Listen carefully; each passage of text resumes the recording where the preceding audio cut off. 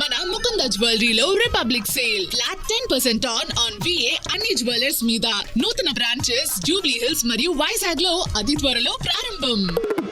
Pan India box office అంటేనే clash, కలెక్షన్ల యుద్ధం, పాన్ వార్, మాస్ మేనియా. ఆ పోటీలో సోగా ఉన్న సినిమా సోదిలో లేకుండా పోవటం ఖాయం. అలా ఇప్పటికే సలార్కి పోటీగా వచ్చిన డంకీ బోల్తా కొట్టింది కూడా. ఇక అందుకే ప్రభాస్తో మళ్ళీ క్లాష్ రిస్క్ తీసుకోకుండా షారుఖ్ ఇప్పుడు క్రిస్మస్ రేస్కి వెళ్ళిపోతున్నాడా, లేదా ఇదంతా బాక్స్ ఆఫీస్లో కింగ్గా నిలవడానికి వేసిన మాస్టర్ స్ట్రాటజీనా?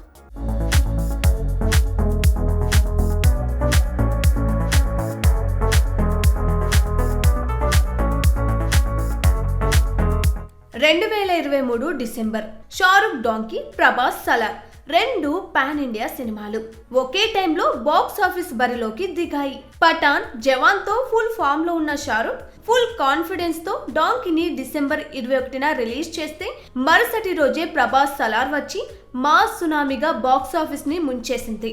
కట్ చేస్తే రిజల్ట్ క్లియర్.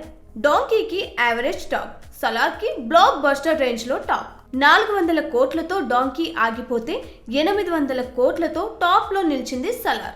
ట్రేడ్ వర్గాల మాటలో చెప్పాలంటే సలార్ లేకుండా డాంకీ రిలీజ్ అయి ఉంటే నార్త్ మార్కెట్లో మరో స్థాయిలో వసూళ్లు వచ్చేవి. అయితే అదే చరిత్ర మళ్ళీ రిపీట్ కాకుండా ఈసారి షారూఖ్ ఖాన్ ముందే అలర్ట్ అయ్యాడని బీట్ ఆన్ టాక్. 2027లో ప్రభాస్ నటిస్తున్న స్పిరిట్ మార్చ్ లో రిలీజ్ డేట్ లాక్ చేసుకోగా, అదే టైంలో కింగ్ ను రిలీజ్ చేయాలన్న ప్లాన్ నుంచి వెనక్కి తగ్గాడట షారూఖ్. ప్రభాస్, సందీప్ రెడ్డి వంగ కాంబినేషన్ ముందు నిలబడడం కంటే డిసెంబర్ క్రిస్మస్ రేస్ సేఫ్ అని కింగ్ ను ప్రీపోన్ చేస్తున్నట్లు తెలుస్తుంది. అయితే అదే టైంలో వచ్చే అవెంజర్స్ తో పోటీకి సిద్ధమైన షారూఖ్, ప్రభాస్ మాస్ సునామీకి భయపడడం గమనార్హం.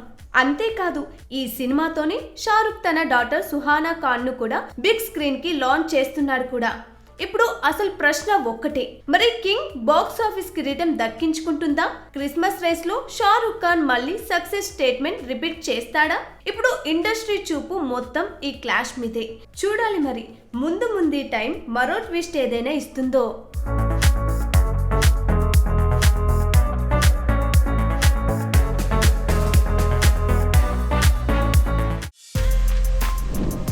For more videos like this, subscribe Big TV channel.